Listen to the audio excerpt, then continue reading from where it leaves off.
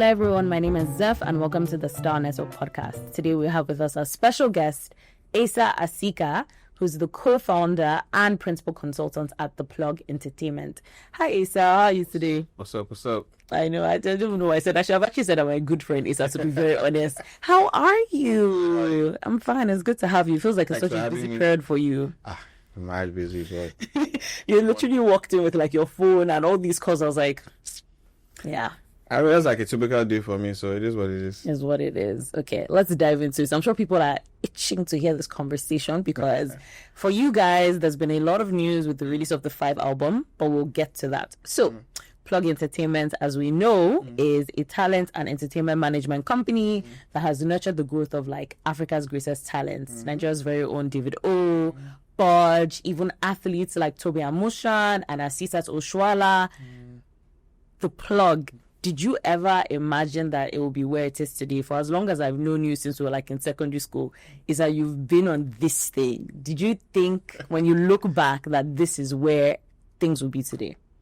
Yes and no. More yes though, because I always knew that I wanted to work in like something to do with talent management and stuff. But obviously over the years, like the company's evolved. Like we're really popular for like talent management, but that's like just one thing we do.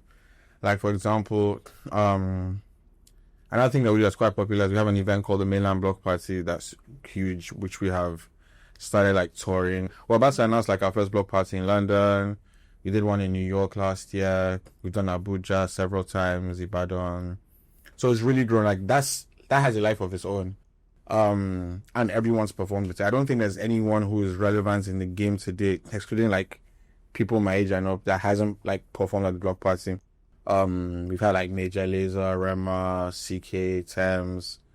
There's also like the creative agency side of things. That's actually the thing that keeps us the busiest, where we work with all these brands, developing like marketing strategies, booking talent for them, creating campaigns, and just basically like embedding them in the culture of what's going on today. So everyone is always like, oh, Plug, Davido. And I was like, dude, Davido is anything we do. Like, there's so many other things we do. Obviously, like, we do is like a personal thing because obviously I've been doing that for years, but the company has grown a lot. Obviously, David's brand has grown a lot. So, yes, like a woman for everybody. Yeah, amazing. Thank you for that context. And I like how you mentioned like Mainland Block Party. It's so funny. I've actually never been, but then again, I know you used to live on the mainland for years. Can you imagine? But the irony is that I love how you guys have like segmented, right? Yeah. Plug is not just one dimensional, festivals, beyond just we're managing like someone that is talented. There's also sports. And when you guys did Plug Sports, I was very interested in that. I was like, this is what we need. Like people need to be managing like great sports talent. And today, look at where sports is. Following your experience, Asa, I feel like there is being a business leader from a place where someone they've had to learn it, and there's the innate skill of someone is just sort of born like that, they're very resilient. What experiences have shaped you to be this person to just keep going at what you do? Say shege now. In Nigeria, the time you say shege like once or twice. Yeah. Because I was actually having this conversation with actually my 2 business partners the other day about being like book smart and being street smart and finding a balance. I think being book smart is cool. I think, for like example, like with me, like as in school, I wasn't an A1 student, but I wasn't stupid. And I think like I would rather be someone who was like best of both worlds, like a balance of both. Yeah. Because don't think because you have a PhD from Oxford, you're going to come to Nigeria and be successful in business. Like it doesn't work that way. Yeah. I think experiences, like there's so many things I've done that have failed. There's so many things, like everybody only celebrates their wins. No one's going on Instagram to post, I opened this business yesterday. And he feels no one's doing that. Like, that's why like people have to realize that social media is a facade. Like it's built to celebrate wins, and for other people to like laugh at your losses when they know about them. But no one's actually going, like there's probably 5% of the whole Instagram algorithm that is actually focused on people talking about bad experiences. So obviously like bad experiences I've been through business-wise, mistakes I've made. I think one thing I'm good at, as I also apply to like my personal life, is I always like sit back and be like, okay, what went wrong here? This, that. And I try to like execute it as much as possible. Obviously, there are parts of it that you can't control, especially like in our job, because you are basically like working with someone. So for example, with talents, like I know how many times like I've sat down with a talent and been like, yo, let's do this. If you do this, I think this will go wrong. And the person just is not comfortable with it or it doesn't work for them. And we do things their way and then it goes around. I'm like, but yeah, this is what I said. That kind of thing. So it's a bit of both, because obviously you take experiences you have from working with one artist to another artist. And obviously not everything that works for artist A will work for artist B. Or everything you do for this brand or this event. Like there's certain things I know that we would do for a certain brand. We were doing like, for example, a brand could come to us and be like, oh, we want to do like something experiential for people between the ages of this and this that would work for this brand, but it would not work for that brand. Like, for example, I was sitting down with Toby the other day talking about a brand who wants like an experiential experience built by us and stuff like that around the Champions League. And I'm the football guy. So obviously Toby is like, yeah, see, this brand wants us to do this. And we sit down and okay, I think this, I don't think this will work. And we arrive somewhere. So, and for that, like for me, that's the reason why I have partners, because there's certain things I'm not strong in, and there's certain things that I failed at before because I'm not good at. But then obviously now, that's the reason why the plug exists, because there are 3 people in it. Everybody has their strong point. There's certain things that people call me for, and I just be like, listen, I'm going to put you on email with Toby. I'm going to put you on email with Bizu. Speak to them. Just keep me on the email thread so I know what's going on. But this is not me. And vice versa with them. I always tell people all the time. I always like, for example, Toby, like whenever like we have these once like every 2-3 month conversations where we like just blast each other and just like vent and stuff like that. I remember like in our last conversation, I was saying to one of my partners, I was like, have I ever called you to say, why did you do this?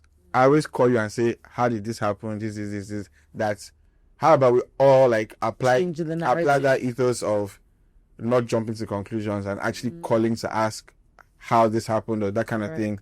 And that's like our key focus for this till our next meeting, that okay, don't ever just assume, call and ask. Or like, for example, I was saying to Toby the other day, I was like, think about this. We have this like unspoken like chain that we use for certain things. Because most times, for example, I'm the one who's like face to face with the brands in the beginning. I have the initial conversation like, whoa, I think this would work. This. Get their interest, back their interest, sell the ideas to them, introduce them to Toby, and I'm like, Mr. Marketing, close the deal. When you need to come and smile in the meeting again, let me know, I'll be there. Once the deal is done, I'm done. Like, I'd like the day-to-day running of it is no longer my business, because it's like, I've carried you guys to the stream, or you're going and drink. And like, we have a system in which we do the things, and it's worked for us. Obviously, we have other brands that come to us off of the work we've done, but a lot of times, like, we just have ways we do things. And can I even just touching on that, I like how you've broken down everything from how your experiences have shaped you to be this business leader, and what you're sharing is actually very important. So Asa, what I'm hearing is team culture. You've mastered what building a good team and business relationship should be like, especially when people are your friends, right? So from accountability, I like how you said you're changing the narrative. So rather than make someone feel like they're in the wrong and say, why did you do this? The narrative of, but how did this go and how can we learn from it? So that's accountability. And another thing that you mentioned that I think is very powerful is you said when people send you an email, if you notice that thing they're asking you is not your forte, you're not afraid to then say, okay, here's the person who has the most experience, and vice versa, they will do the same for you. And I think a lot of startups and people in business can learn from that, especially when you're young. Because I think young people, we do have a lot of pride. We do have a lot of like, I kind of want to be the top man. Even people who don't think they don't have it, everybody has it. Everybody wants to be the top man. But you have to be honest with yourself to say, these are not your strengths. Even for me with TSMP, sometimes I feel like I do everything by myself. And it goes to the point where I was like, I really need a team. I need a graphic designer. I was doing things on Canva. I was like, this is just not sustainable. I need a graphics designer. So being able to identify that you need to like segment your strength is the best way to go. I'm happy that you share that.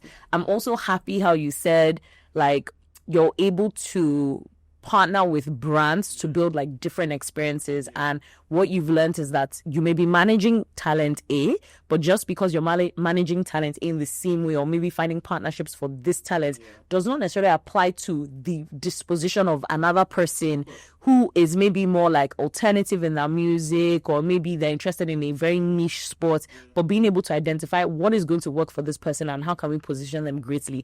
But moving on to the next question, how would you say that talent management has evolved on the continent? And what I mean by that is, how have talent managers like yourself, talent management agencies like yourself, been able to position local brands to find great partnerships? So let's use Davido, for instance, who has a lot of global partnerships.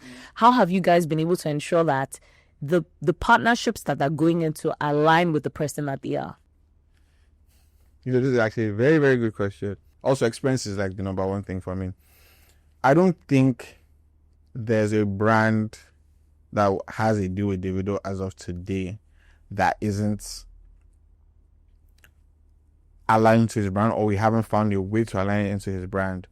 I'll say that, for example, obviously everybody always uses the Mattel one as the case study, but I tell people all the time, the Mattel deal works for so many reasons.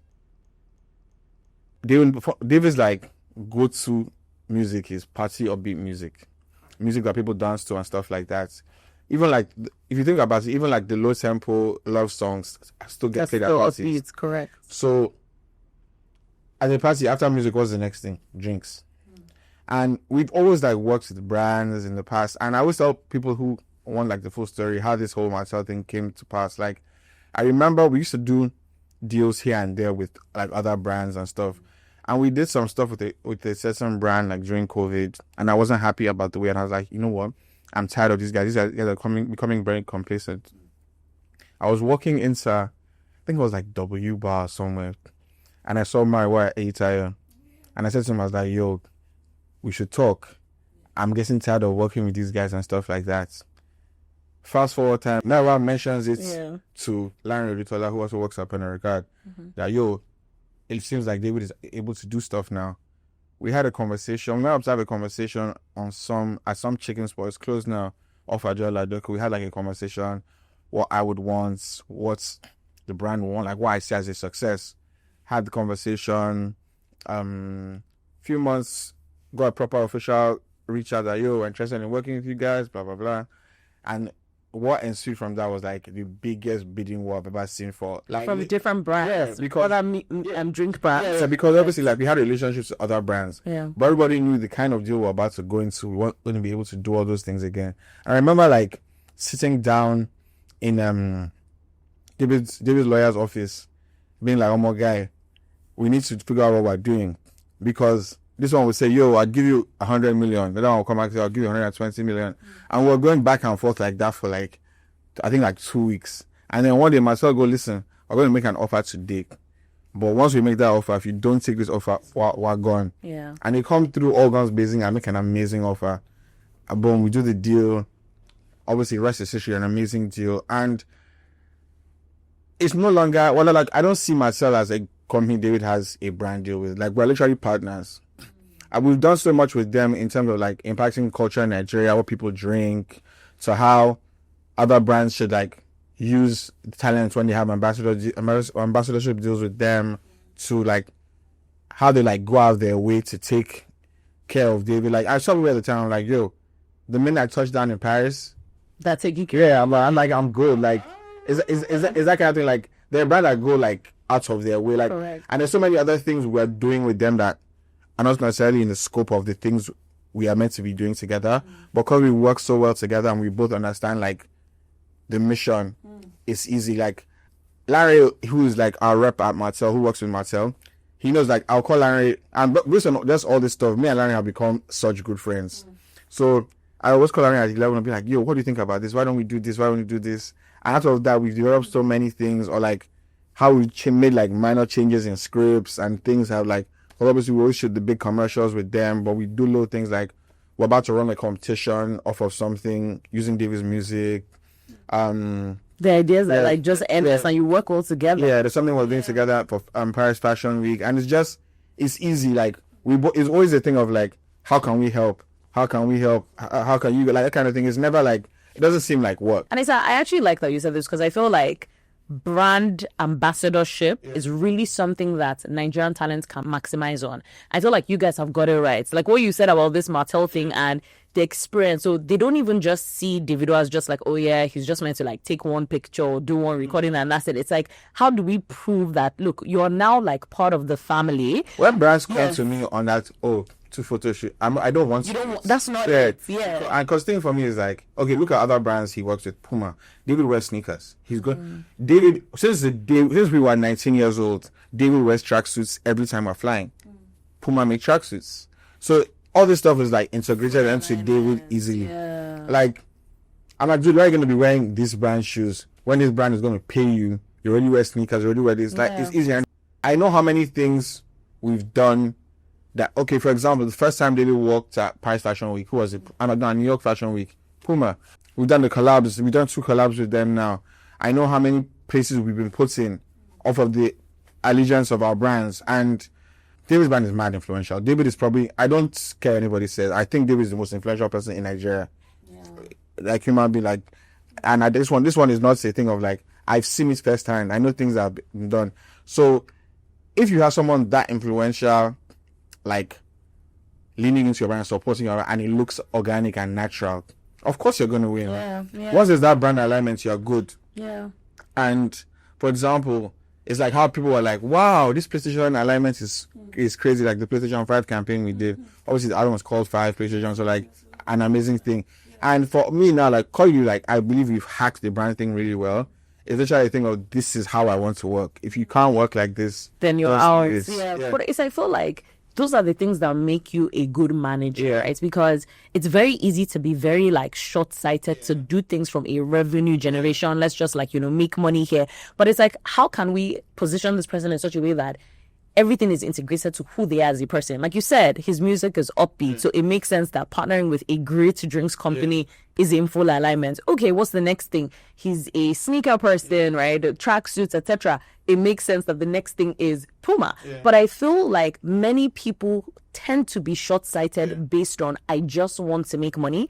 And they forget the long-term vision of, do you know what? Let it blend organically and you will make those returns, like you said. The really crazy thing about this thing is that the money is going to finish. Let's say, for example, now, this brand is paying you 100K to do, and your website, your deliverables, you have to post 3 times a month, you have to attend 10 events. They pay you 100K artist. That 100K is gone in 2 weeks. And then in month 6, you're like, oh, Mr. X, you need to do this. And the artist is, and it's like, dude, I hate being in these kind of awkward positions with the brand. So there's no point doing them anymore. And obviously, it's easier to align and do these things with the more established artists. But it's something like I try to instill in even younger artists. Like, it's the long game. Like, don't rush to do this because there's so many things in the talent aspect where, like, dude, you can fake it now, but then in the long game, you're going to lose. You're going to regret it. And I feel like, as Nigerians, the minute that we really jump on this brand ambassador thing, it will help a lot of businesses. Like, it's so common in the States. In England, for instance, you see a celebrity is going to this salad company. So I'm big on like juices and salads, etc. You see, okay, Gwyneth Paltrow has like started like Goop. You're so interested because it's her that is saying that thing. And I feel like as Nigerians, we don't even realize that if you start now, you don't know what the future is going to hold, right? I talk about all the time. Like, I can't remember the last time I paid 100% for a music video for David. I always have a brand that we need to pay for at least half the video. That's incredible. Like, I can't remember the last time, because everybody knows that we're going to maximize everything. Like, the last video was shot, what's that video shot? Offer Me with Victoria Monet. PlayStation paid for some of the video. Phil Video, Infinix paid for some of it. Marcel paid for some of it too. Like, I think Phil Video has like low-key like 4 product placements. I'm saying if you go back and watch it, he's wearing Puma sneakers, there's Marcel in it, he's holding an Infinix phone. And I'm like, guys, if you hack this thing and do it right, you get a right partnership. Yeah. And I like that you said that. Let's dive into it, right? Because Davido's album came out, about like 2 weeks ago? Correct, yes. And when it came out, I was like, okay, I saw certain songs on it that I had heard, like he had released like Funds. What is so special about this album? First of all, I love the cover art, the artwork on it. I think it's incredible. when I did research on it on Pitchfork, I saw that he said it represents like growth or like global collaboration. But when I read that, I thought to myself, I was like, oh, but David has done many global collaborations, right? This is not the first time. Chris Brown, who's a recurrent person he partners with, Nicki Minaj, Summer Walker, and now he's done like Victoria Monet and like The Titanium, which I absolutely love that song. What is so different about this album and why? I think it signifies like a moment in Afrobeats where like, you have to remember that we've been putting out music for 14 years this year. And we've been in that, oh, let's just push Afrobeats to the world, so Afrobeats is here. So like, we've seen changes. And what's your place in Afrobeats where it's like, there was a point in Afrobeats where, okay, you've blown. The next thing you need to do is need to campaign an international artist to feature on your song. Correct. There was that phase. Yeah. And then now, obviously, there's a phase where like, Africa, not only Afrobeats, is having a moment where it's mostly led by like the creatives, where whether it's fashion, movies, film in general, TV, like all that stuff. That's what's creating the moment. It's not, don't let anybody come and lie to you that it's the stock exchange or banking or finance. Obviously, tech is having a moment too, but it's mostly entertainment led. Yeah. So you have people who want to be a part of this thing. Like I remember when David and Victoria Monet were like creating a song and having conversations. And I always told David, I'm like, dude, I don't even want us to do jams with people that don't get the memo. That's why I said all the time, like, yo, David and Chris have 7 songs together. It's not because it's not because someone's putting a gun there and like you must make these jams. They just genuinely get along each other and align. I tell people all the time, like, one of the things that like when we started recording 5, we got a house in Malibu, like far out, where we knew that nobody would come and disturb us, nothing. The only 2 guys who are, apart from like obviously the producer and writers that are allowed to come to that house, were Diplo and Chris Brown. Wow. Chris Brown, because obviously that's David's guy. Yeah. Diplo's my friend and he lives in Malibu. So I was like, yo, we're in Malibu recording the album, come through. Yeah. That kind of thing. And I think we were there for like just almost 2 weeks. We left Nigeria, like we had started like putting together all the ideas for the album. Blocked at a certain period of time, told certain producers like, yo, let's go to Malibu this point in time. We'll get a crib, let's all stay in the crib, let's all live together for a certain amount of time. Shizzy David's like go-to producer who did like Damage, Blow My Mind, Go Bay. Like David's original catalog, Shizzy is the number 1 hitter on it. Amazing. Was in LA. Shizzy's been on every Davido album. John P, who joined us on Timeless, was in LA. Celeb Work, who mixed and mastered like Fire. He moved to America, so he was so like it was just like wonderful alignments. Like it was just like, yo guys, let's just go. And when we left that camp, when we left that like recording camp, we're like, okay, we have the body of the album now. We finished some songs. Let's just go and just like tidy up things. So obviously there's still like a lot of back and forth mixing, but I think we left that camp with every feature. Wow. I think the only song that wasn't done during that camp was Off For Me. I think David called his version Off For Me in Atlanta, and then we just a lot back. But I think everything, like, it wasn't fully recorded there. Like the idea was done. We did like we made Titanium in Malibu. Yeah. We did. So was it like a lockdown thing? Was it just like, guys, if this house and we're finished? So like you guys finished this album in what? Like what was the duration? So the thing is like, it doesn't stop recording. So what we did is that we went there with a lot of ideas and we're like, you know what? Let's just sit down, listen to music. Which ones are we going to finish? Which ones are we going to keep? Which ones are send out for features? And it was a thing where I think it was me, David. Funny thing is, they even went before me because I was in Niger. I think they were already in the house for like 2 days. David, Tycoon, Lati, the original squad, a few of our friends who live in America, the producers, a few of the writers, and then Chris came to the house a few times. Chris and his guys came through. We had a day where like some writers came through. Diplo brought some other producers in, and that was it. Like we didn't have guests. It was literally just like us. And because Malibu is so far out, like if you don't have something to do, you're stupid to just come to Malibu. Like to drive all the way from LA to Malibu to come and hang with Davido. You must be crazy. So it was like and like the house was like in the hills. Like it was intense. Yeah. It was like, well, coming here to actually work. No, sometimes where like would I order like Uber Eats, for example, and even the drivers would be lost. So it's kind of thing I was like, yeah, hey, because we were talking about it the other day. I was saying David, I was like, the next camp we're doing, I'm supposed to get, I said South America. I said this one, the visa is to go to that place. So why is that though? Is it just to enhance like his creative aspect? Like, is it just from a thing of like focus? Like, let's be in isolation to like get this done. Like, what is? You know what's crazy about it? I don't think it's that. As in, the best Davido songs have been recorded with 50 people in the studio. Like, David thrives off of other people's energy, but I think he just wanted a situation where you want to do things differently. So I want to go and just like build my thoughts, and if people will come, yeah. And it worked because stuff that probably have taken 3 weeks was done in 10 days. And for me, it was hard because obviously, like, I still had to have meetings in LA. So driving out into LA, like, it made sense. And funny thing about it is that I was even actually able to convince people who work with us, like for example, like some of our agents live in LA, like they would come out there. Obviously, they're gonna also work this project with us, so it's kind of thing where like they were hearing the music, and some of these guys now even feel like even more inclined to the album because they feel like they're part connected of the process of it. Yeah, you see what you've just said now, the story.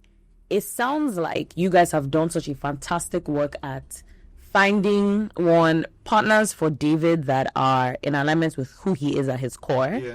Whether it's from a personality-wise, mental vision, right? Music, sound, or tune. I'm not using the right words, but you know what I mean? Like him and Chris, there's an alignment. The songs go really well together.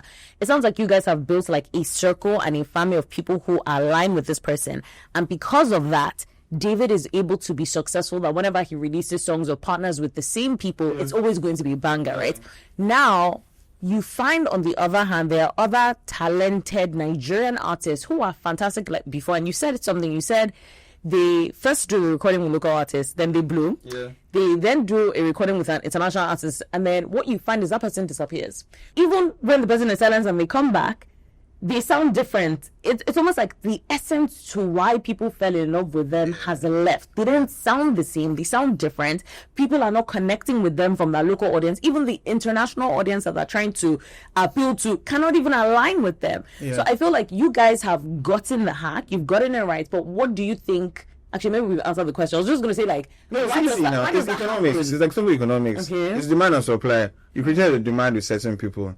Because the thing is, some Nigerians, like not even Nigerians, African artists in general, mostly Nigerians, have this thing where like, once I have 3 hit songs, I must do a show in London. And I'm just like, dude, why are you running away from the people who made you a superstar? Yeah. Like, Afrobeat is a huge genre internationally now, but no white kid in Newcastle grew up listening to Afrobeats. Yeah. He still will listen to grime and stuff before. Like, obviously it's amazing now, but like I have like building like your core fan base where it's like where you built and maintaining it is man important. I tell people all the time, like as big as David is, there's no DJ that's I interface with on a regular that doesn't get Davido music personally sent by me till today. Those little things, like people are always like, oh, I saw Davido in this club yesterday. I'm like, you do realize that first of all, also being an artist is a human being that actually enjoyed going to and is allowed to have his life. But people also don't realize that sometimes, like when David is in the club, he might be just tapping into listening to what's actually playing in the clubs. It might be a thing of like people don't realize that an artist being in a club itself is marketing. No, even like I don't think there's a DJ who is relevant today that cannot say to me that they've never had a personal interaction with David. David's walking into clubs, saying hello to DJs. He talks to them, some of them personally. Club promoters, club owners, stuff. All this is part of it. Like, if you go to that whole thing I was saying before about this, funny thing is that I remember P Square back in the day saying it to David and I that when you're in America for too long, your ear actually starts to change. Because naturally, the music that you're being exposed to is not the music you make. Yeah. Like, imagine you singing Davido, Gobe, all these songs. They can't go then you go to America. Not even like you can't make them. If you're in America for 1 year, are surrounded by Future and Young Thug music, your tone will change. Let's say here and it's different. So like, I feel it's so important for people to tap into like their core fan base all the time. Even little things like. We did these little shows when we were putting out the album, like these underplay shows, like tiny venues that we haven't had the chance to do in years. And I was telling someone, I was like, the only negative side to this thing to me is that big guys are going to vex for us because obviously tickets are going to sell fast. But my point is that it's so much fun because being in a room with 500 people that bought tickets to that kind of, that these people are like die-hard Davido fans. Correct. So like even the show, I remember saying it today. I was like, and he got off stage and earlier, I was like, yo, this show was so much fun. And he was like, yeah, I had so much fun too. Yeah. And he was like, oh, why do you think so? I was like, because first of all, guys that, because even I don't think LA was up to 500 people. I think it was like 300 people. So it was like a 300 capacity room. Anybody who's buying a ticket that is managing to wake up that early to buy before it sells out is a Davido fan. Correct. Number one. Number two, obviously it's new music. Yeah. You guys connect with guys who really, really mess with you. Obviously on that show we had like Victoria and Shensia and them not come. So it was just like a really good. It was like a family gathering of like. Yeah, it was a great room. Like the energy was amazing. Yeah. And people are so focused on saying, "Oh, I saw that 10,000 here. I saw this," and I'm like, "Dude, all that is cool, but if Ed Sheeran is still playing Shepherd's Bush in London, this is a guy that has shown us he can do stadiums a million times. Like you." So, I'm sorry, I have to touch on this. You're really saying something very important here, and what I'm hearing is it doesn't matter how big the star gets, but it matters. Yes, but you have to tap in. You have to go back to that core of like the people who made you, the people who sort of, rather, I don't like the word made you, but the people who sort of nurtured and supported that growth, like the core listeners. If you use your core fan base, right? Why do you think like when Drake had that one of Drake jumping on so many people's songs and doing like features and remixes? What's going on there? Tapping into other people's markets. At the end of the day, like you get to a certain level as an artist where like I would say you can't do things, but it's just easier when you're doing on someone else's song or like it's a feature. But does that take away, and I like that you use that Drake example, does that take away from like the core of who he is or like dilute his essence? So it's a good thing to do. For example, let me use David an example for this.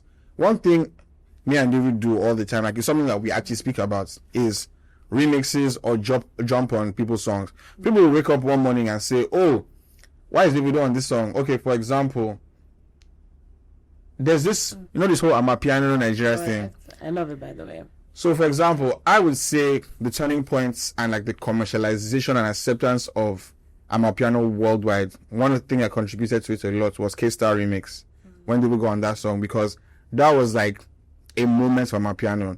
And one thing we've always never been shy of doing is like shouting out people we feature, shouting out songwriters we work with and stuff like that. Because I know how South Africans worship David because of the fact that we've been messing with guys in SA since for a long time, for ages. Yeah. And we've always tapped in.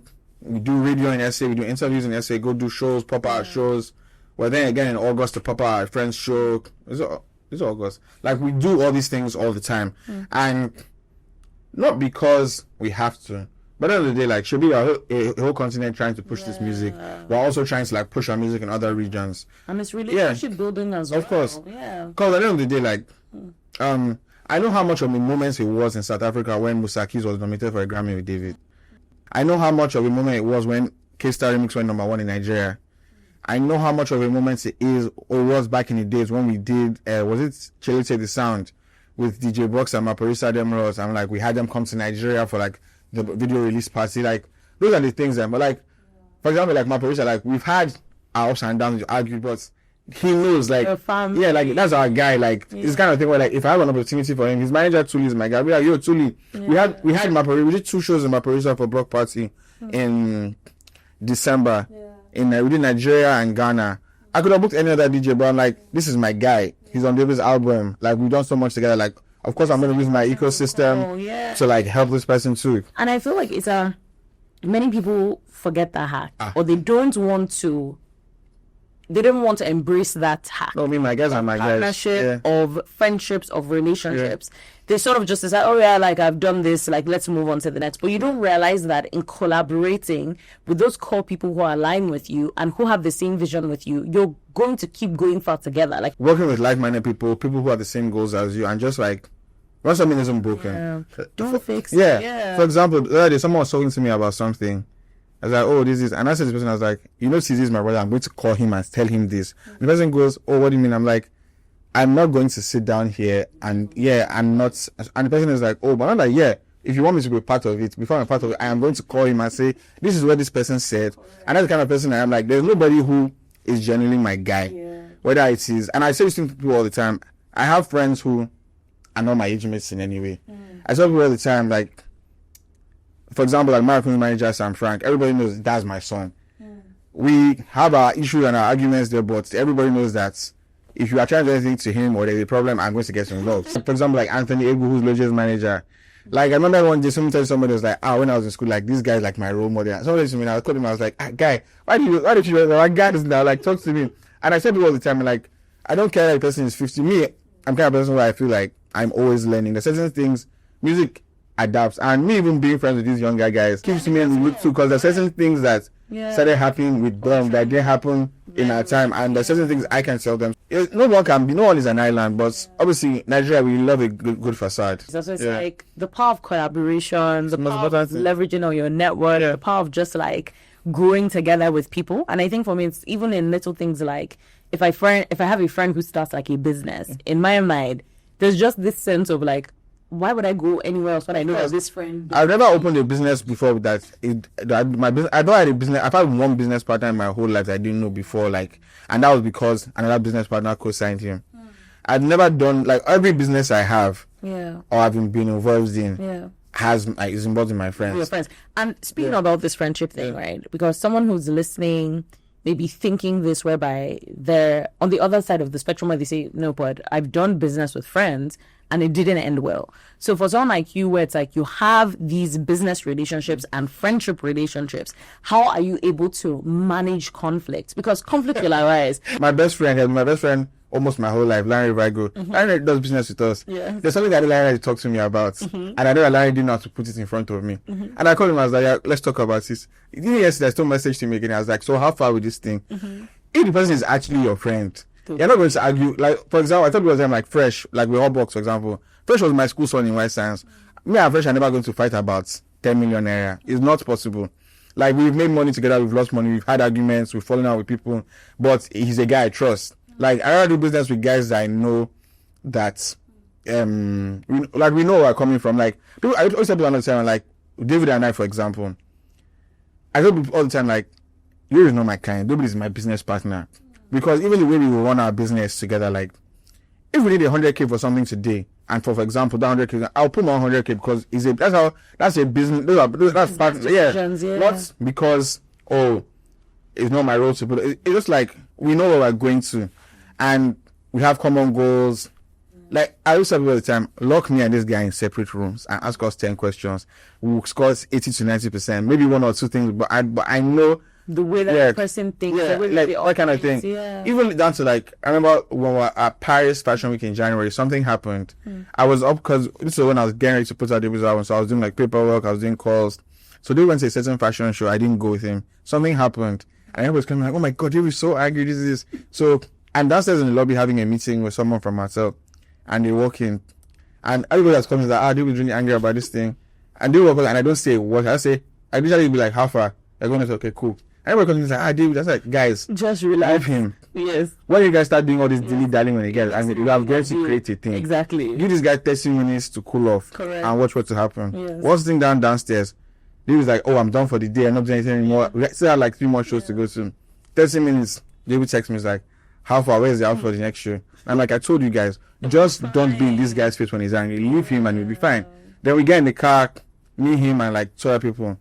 And I started looking at them like, if you would want to just come and spoil the whole day. Like, what do you mean? I was like, when this man is angry, just leave him. Because I feel like that's a skill set to be able to. Yeah. That's also like emotional intelligence. And like I said, the ability in you knowing that, yes, there is a business here, but there is a friendship here. Yeah, of course. And knowing when it's right to apply the business hat of, no, you know what, this decision has to be made. Yeah. This cannot stand. And knowing when to apply the friendship part of, but I understand this person on an emotional level. Yeah, so if we want to get the best out of them from this, we need to just do this. And I think people sometimes think those things need to be separated, but it's all aligned, like it's all in tune. Because, for example, I tell people all the time, I don't think in the music industry today, I would say like, not like over-exaggeration or anything, I would say at least 50% of people that are relevant today have asked me to manage them. And the reason why I don't manage most of these people is because I'm just like, dude, if I can't wake up at 3 o'clock in the morning to think about you, there's no point. Like, if there's not a certain level of connection, I'm not interested. If I genuinely like, messing with your music is secondary for me. If I don't see a certain level of like alignment, I don't want to do it, because this job actually becomes your life. I know how many times I'm sitting down doing something. Okay, I'm not doing my wedding photo shoot. I had to walk off set so many times to make call. Obviously, like, my wife is the coolest person in the world. She'll be like, cool. But then it's the same thing where, like, I'm not working off set for somebody I don't give a damn about. Like, I'm just going to waste. Like, you know how you, for example, I've never had an out of office email before because I will find the time to do it. So, but I'm not doing that for something I genuinely don't care about. Because I've done it in the past, and this is my experience, because I've done things in the past where I'm like, well, let's just do it. And 3 weeks in, I'm just like, I beg. I love your transparency and your honesty on this. And honestly, like, I said before you came with, like, thank you, you're my G, because this is a stressful period for you, like with wedding planning. But with everything that we have sort of shared in terms of the emotional intelligence, aligning, going back to your core fan base, working with people who just align with the things you want to do and you have the same vision, maintaining relationships, I feel like in the creative space, structure, whenever I talk to people within the creative space, structure is such an issue. Do you find that it's still the case with you in your business, or have you guys been able to like hack it when it comes to like structure? Because I think people benefit from that. Like, it looks like you guys have gotten it, like, okay, album release here, experience event here, this partnership, this alignment. How have you been able to like build that structure? I think structure is like the hardest thing in our line of work. It's just been developed as an industry with no structure. And even for me, like, a lot of the structure that I now work with, I learned. Because you remember how I was saying earlier on about how I'm not afraid to say, oh, I don't know this, let's hire somebody, that kind of thing. Seeing the results of doing those things, you're now like, okay, for example, I have a WhatsApp group that's called Team Davido 2025. That group has me, his sister Sharon, who's his business manager, has everybody from the label. So let's imagine like there's like 15 people from the label in it. Tycoon is creative director, is in the group. His publicist for the UK, for the US, for Nigeria. Marketing team from the plug, his agents in every region and that group. That group, well, like, there's a lot of people in that group. But the reason why I have that group is that nobody can say I wasn't aware this was happening, or I wasn't aware this call wasn't happening, I wasn't aware this song was coming out today. And I think things like that are very important, because building structure on this thing is going to take time. Like, even with us at Plug, like, it's one thing, like Toby says, we're not doing all in operations, we're not doing this. And it's very hard because salaries needed to be paid yesterday or today. If they're not paid, there's an issue. And obviously, like, with entrepreneurs, nobody sees the hard side. Yeah. Because honestly, at the end of the day, like, there are months where, like, oh, we haven't made what I'm meant to be making this money. Like, for example, I said it was an agency work. Dude, we have money tied up for 90 days. There's some periods where, like, imagine like 10 brands giving you briefs at the same time, and you can end up having crazy amounts of money tied up. But tomorrow is the last day of the month. You have to pay the salaries. Or I need to be in New York for this meeting. We need to buy a flight that is some stupid amount of money. And literally, like, the show must go on. There's no, and I tell people all the time, I'm like, dude, there's no, we're closing for Baba. The show must go on. Like, yesterday, for example, I had to buy a flight to go to London on Wednesday last minute. And shout out my wife for this, because she's the best person I find, not even organizing, finding travel, cheap flight tickets and deals. She's the A1. She's never, so I was like, oh, babe, I need to go to London on Wednesday. I'll be back on so day, blah, blah. Can you help me find a flight? Online, they're saying 6K, 7K. I think I ended up paying like maybe like 4M for the flight. And I'm like, Baba, this is why I love you. Please, let's continue. And it's just those little things of like, knowing what people are good at. Like, obviously, we have trial agents and stuff, but sometimes I'm just like, Auntie, please, can you help me do this, that kind of thing. So it sounds like, even for you as a business person and a family man, you are able to sort of say, okay, admit where certain areas don't have complete structure. It sounds like that structure is as you go. No one can have like a complete tight ship. But I love how you're even able to integrate your family aspect into it, like telling your wife and literally just saying, look, I need to be able to do this. Like you said, you have agents who can do this through a phone call. But being able to even identify the strength in your wife and leveraging on that from a business perspective, business partner. From a business perspective, to be like, okay, yo, this is the thing. I have this event, and she's going online and helping you. And I feel like many people don't even realize that you can get help to support your business within your family ecosystem. You know, for example, like, I guess obviously yes, I know that some people are just different, but like for example, the agency side of things we do. You know how many jobs and other cards has gotten so far from like, oh, we need to make cards for this. I'm like, dude, if I can make bars with my wife, why am I doing? Why would you like, swear? Yeah. No, incredible. Shout out to the family system. And it's so interesting because I feel like I quickly learned this when I also got married. And I kind of felt like even just before starting this podcast, I kind of always just had this mindset of I'll do it by myself.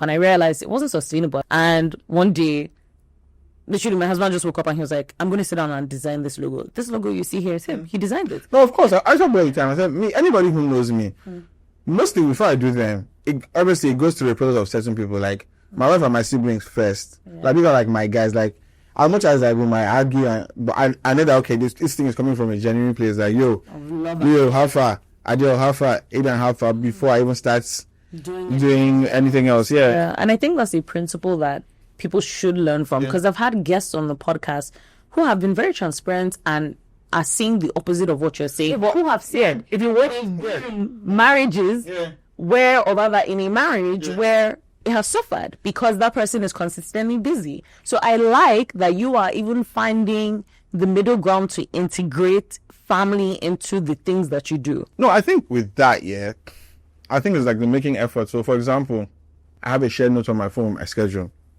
And I'm like, okay, these are the shows we have this summer, boom, boom, boom. Which one do you want to come to? At least, if you have 10 shows, she comes to 2. It reduces the time we're apart. Conversations, so like, okay, for example, David's album release in London, the day the album came out, both my siblings and my wife are there.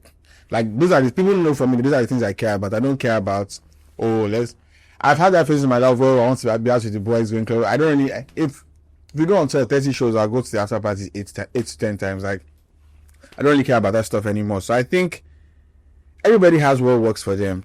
And for me, it's just like, I want to have my nights out with the boys and stuff. But at the end of the day, it's more a thing of like, how many times, everybody, that for me, like, family is my most important thing. Yeah. And it's so interesting you say this. So I read something recently about Asa Asika, and it was saying how like his parents managed his rights or something, and I was like, bruh, this is the type of like strategic thinking that people need to do. And I feel that's very common in football. Yes, but I feel like even for Africans, because I feel like that's how you sustain like legacy of business. You pass it on to your children.